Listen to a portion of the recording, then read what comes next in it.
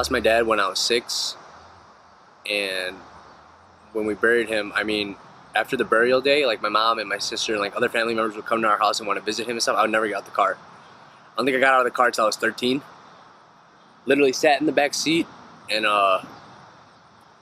would just sit there. I mean, I would pray.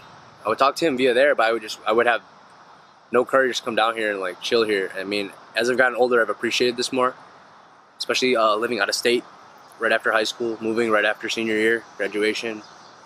And I didn't appreciate this as much as I should have. And no, this is my happy place. I mean, if I need to clear my head or something's going on that I need a little bit of a reassurance, like I'm here to just let my mind go, let the worries go, let the inner demons kind of go away, get that clarity back. Yeah, this is a big part of who I am.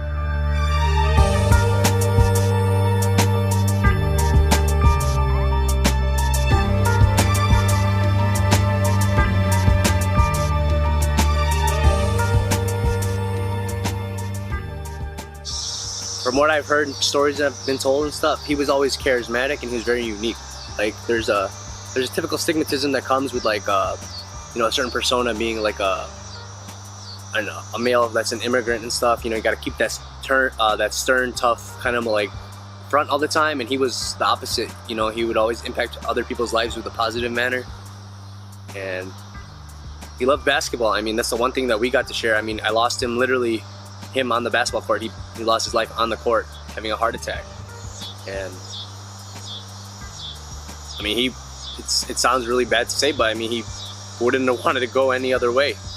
I mean, he wouldn't have wanted to go, period. And I know it hurts him probably to see how me, my sister, and my mom are now, and he wishes he could be there. But you know, all I can do is push harder for him. Use that loss instead of like as a hurt, kind of like use it to help. To just push myself to get past those barriers that normal people will say is like hard, difficult, like you shouldn't do this, can't do this. But I'm gonna show them perseverance is just something that you have against yourself. Just to be honest, I really don't know my dad, and that's the one thing I really wish I did know. Like I wish I had a relationship with him. I wish I got to like throw the football around, you know, get shots up with him. Like he was my assistant basketball coach when I first signed up, like in 2000 when I was 6 years old, and he died like that following Sunday, the day after he became my coach. And like everything I learned in basketball, I was self-taught. Like no one guided me through any of this. For my hometown, I'm known as a basketball player. Like I invested my time, my effort into that at a young age, and it paid off for me. And I'm still investing that time and effort for the elongated goal. I've been in Bensonville my whole life, but it's something that like it'll always be a part of me. But like outgrowing your hometown and stuff to chase your dream is like, you know, how can anyone knock that? And I'll never knock anyone for knocking their dream, no matter how crazy the dream is.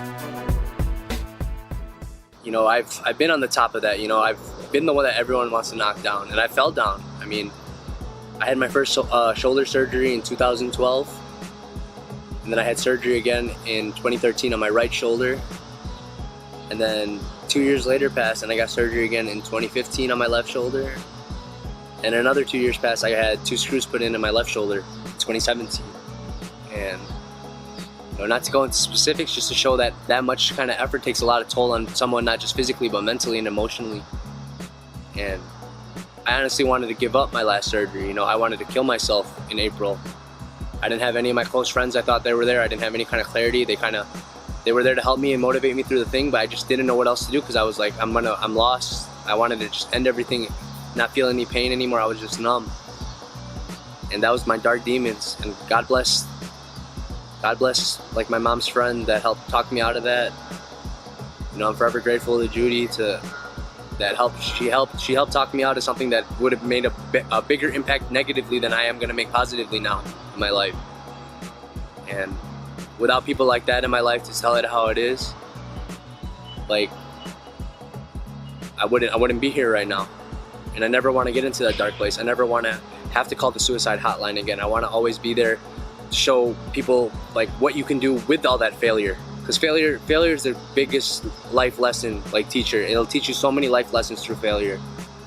And that's something that you need to, like, understand. But when you understand failure, you got to understand that can't be your option anymore. Only hard work can be your option, you know, striving towards the greatness part of it. You know, shout out Saeed, you know, shout out my guy Lip Fuse, you know, his friend unfortunately passed away, and he played at Simeon High School in Chicago, which is one of the most prominent basketball schools in Chicago. Derrick Rose, Tim Flowers, a lot of very, very good talent has come out of that high school. Jabari Parker came out of that high school, Kendrick Nunn, Jalen Tate, the list goes on. And before Saeed passed away and Ball's Life dropped that video, you know, they started this movement called Fineo, which is failure is not an option. And to this day, you know, being from Chicago, playing in the same gyms that these kids played in, same competition level, like, that's something I'm gonna preach because I'm a part of that culture, you know. I didn't grow up in Chicago, but moving there after coming back from California showed me the retrospective of being a city, living in the city, how different it is, you know, how split it is north and south side. You know, you don't get that in other states. In California, it's very intermixed. In Chicago, it's very segregated. Whether you're Asian, Black, Mexican, white, Puerto Rican, Indian, whatever you are, it's very divided. But there's people that intermix it, you know, and there's certain people that don't want to intermix it. You know, it's just how they want to attack the differences.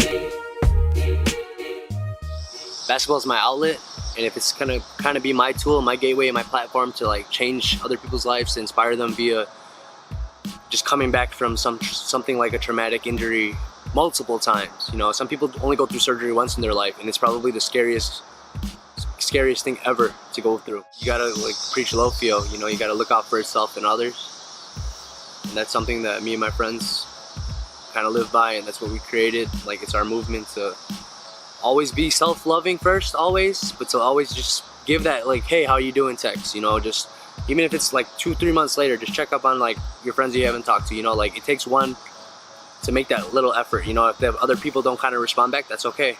As long as you went and gave that effort, then that's all you can ask for. And not to be closed-minded too.